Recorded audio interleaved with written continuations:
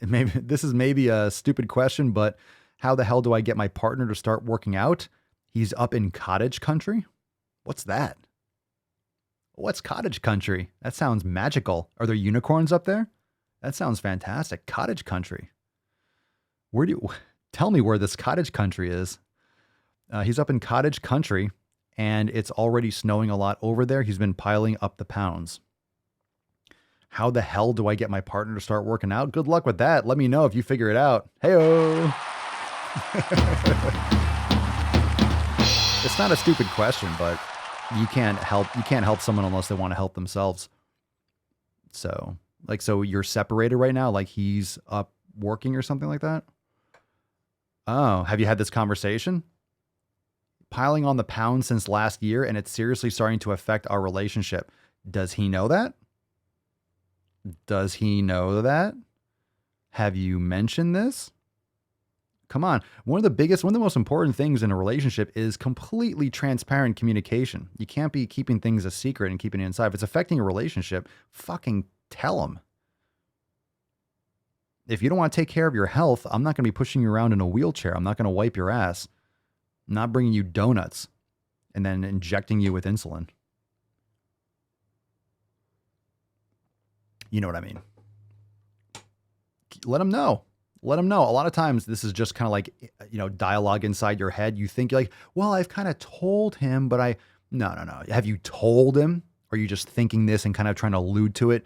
Men and women don't communicate the same way. You need to have this transparent. You need to have this out. He does.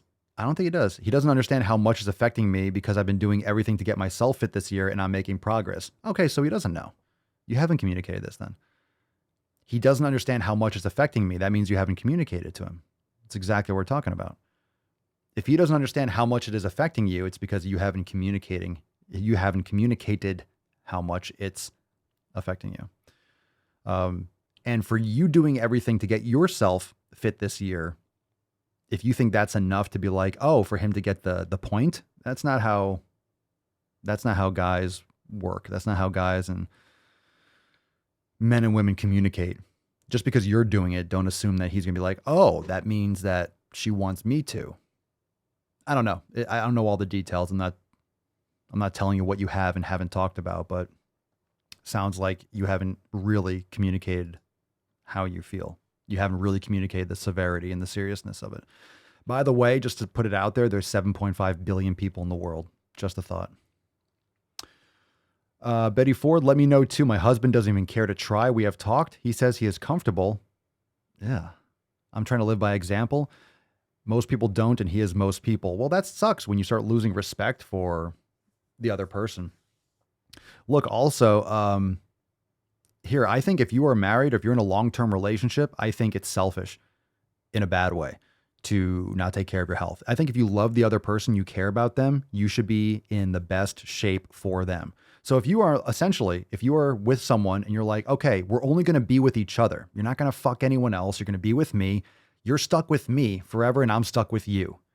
That's a heavy commitment. Don't you think you owe it to the other person to have a physically capable body? Someone like the person that they met, the person that they fell in love with. It's like, once you're like, okay, cool, I got the person, let it all go. That's fucked up. I think if you care about the other person, you should take care of yourself. I think that's like a responsibility. That's what vows should be. Like, I promise to take care of myself so you have someone that's attractive and healthy and capable as we go through life. That should be a promise to the other person. So if you're with someone in a long-term relationship like that, you're not just training for yourself, you're training for the other person. Do you want to put this person under a lot of stress with medical bills, with having to push your ass around, with having to feed you, with having to like worry about your health and deal with the stress of maybe losing you from diabetes or a heart attack when you didn't have to go because you trashed yourself? Like, that's selfish. Do you really care about that other person if you're letting yourself go? Just another way to think about it. Yeah, I'm not saying like I'm not saying you're gonna be a fitness model to the point where you're 80, but come on, like the fundamental aspects of the fundamentally caring about your health, fundamentally putting in effort. Come on now. Like, really? You want this person like, hey, we're going to be together forever. Cool. Now you're going to be with a frickin' slob. No wonder people don't want to be together and they divorce or they break up. It's like, yeah, because you're not the person you were. You're not the person I met. You let your shit go. And you lose respect for someone too, especially when you find the swole life, when you get swole pilled, everything changes. You don't respect, and that's a problem. If someone's not taking care of their health and you stop respecting them because they're not taking care of their health and it starts disgusting you, that's not good. You got to have that conversation.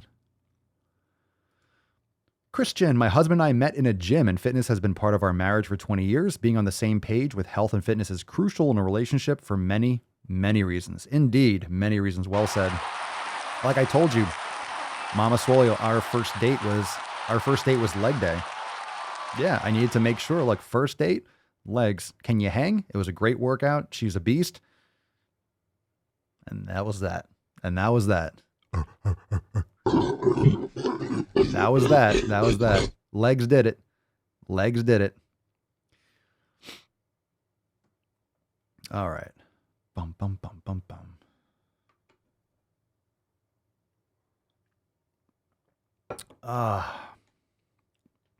Thaddeus, so does the phrase sickness and health go out the window? What do you mean?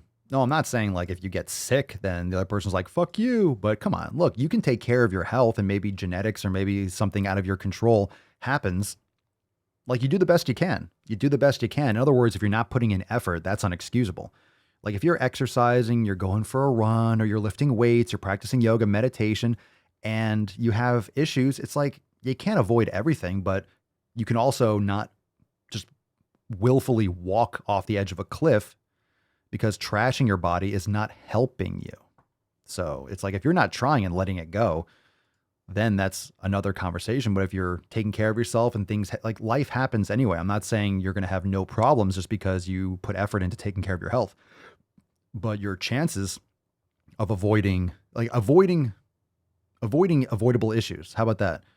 Why don't we avoid avoidable problems instead of like if you're going to play Russian roulette, you don't want to do that with 5 rounds in the fucking chamber. Okay? If you know what Russian roulette is, you can Google it. You don't want to play with 3 bullets when you can play with 1. You don't want to play period. All right? You don't want to play period. The point is, you want to increase your chances for being healthy.